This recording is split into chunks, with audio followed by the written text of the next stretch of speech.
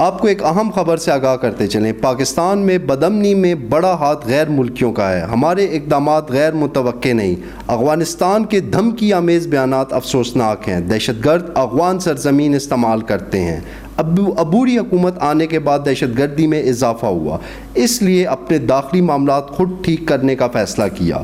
بے نامی جائیدادوں کا دہشت گردوں سے گہرا رشتہ ہے۔ نگراں وزیر اعظم انوار الحق کاکڑ نے افغان حکومت کو پاکستان یا ٹی ٹی پی میں سے ایک کا انتخاب کرنے کا آپشن دے دیا۔ ہم امید رکھتے ہیں کہ پاکستان مخالف گروپس کے خلاف اقدامات کیے جائیں گے۔ آپ کو ایک اہم خبر سے آگاہ کرتے چلیں، پاکستان میں بدامنی میں بڑا ہاتھ غیر ملکیوں کا ہے۔ ہمارے اقدامات غیر متوقع نہیں۔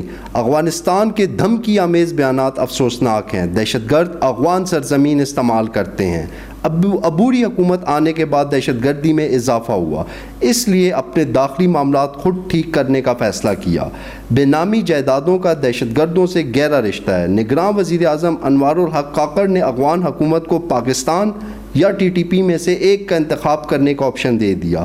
ہم امید رکھتے ہیں کہ پاکستان مخالف گروپس کے خلاف اقدامات کیے جائیں گے۔